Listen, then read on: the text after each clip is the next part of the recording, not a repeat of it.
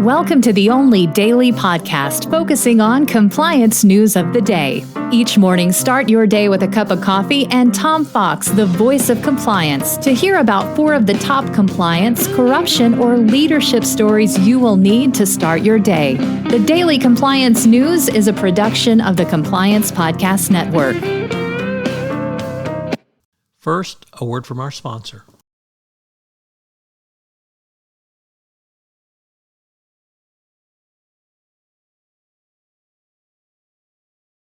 This is it. The putt to win the tournament. If you sink it, the championship is yours. But on your backswing, your hat falls over your eyes. Is this how you're running your business? Poor visibility because you're still relying on spreadsheets and outdated finance software? To see the full picture, you need to upgrade to NetSuite by Oracle. NetSuite is the #1 cloud financial system to power your growth. With visibility and control of your financials, inventory, HR, planning, budget, and more, NetSuite is everything you need to grow, all in one place. With NetSuite, you can automate your processes and close your books in no time while staying well ahead of your competition. 93% of surveyed businesses increased their visibility and control after upgrading to NetSuite. Over 27,000 businesses already use NetSuite. And right now, through the end of the year, NetSuite is offering a one-of-a-kind financing program to those ready to upgrade at netsuite.com/C-Suite. Head to netsuite.com/C-Suite for special end-of-year financing on the #1 financial system for growing businesses. netsuite.com/C-Suite.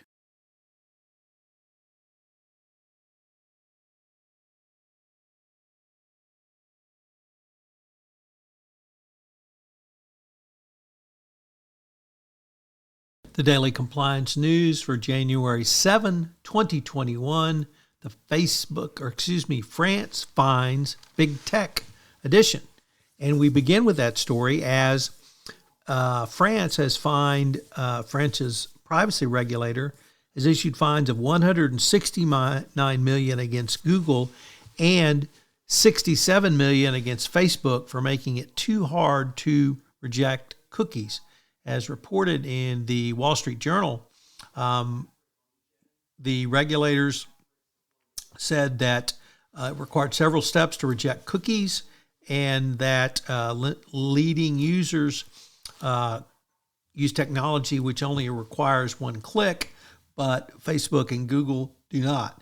Once again, it's interesting to see regulators in the EU and France much less afraid to find Facebook and Google than regulators in the United States. Next up, from Reuters, an ex-Citibank executive and his firm's blank check former directors must face a lawsuit challenging $11 billion merger with a healthcare-focused data analytics company, MultiPlan. In Delaware, the court declined to drop a claim against Climb that the special purpose acquisition company illegally prevented shareholders from selling their shares back to the SPAC before the 2020 merger. Interestingly, the court said that they had not had an opportunity before to consider Delaware law in the context of SPACs, but the decision is certainly one of the first of many we have seen around, or will see rather, around SPACs. Next up, and this one is really bad, folks. There's a juror in the Ghislaine Maxwell case who was a victim of sexual abuse, and that person did not disclose that in their jury questionnaire nor in the voir dire. The juror, turns out, works for the Carlyle Company, but he said he was a victim of sex abuse as a child and that his story helped sway other panel members who questioned the credibility of some of Maxwell's accusers. The reason I say this is bad is this is probably enough for a mistrial because he did not disclose this information. According to other reports, the Department of Justice has advised him to seek counsel. He's in a world of trouble, and the jury verdict may be in a world of trouble, and it would surprise me to see the Department of Justice agree with a motion for new trial. And finally, from the New York Times, Kazakhstan's huge Bitcoin mining industry is upended by the unrest in the company.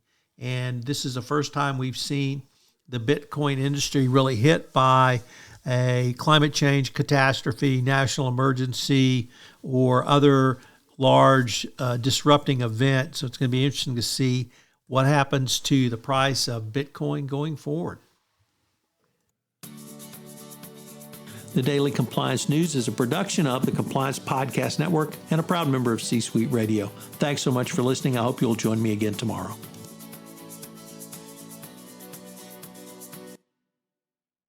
This podcast is a part of the C-Suite Radio Network.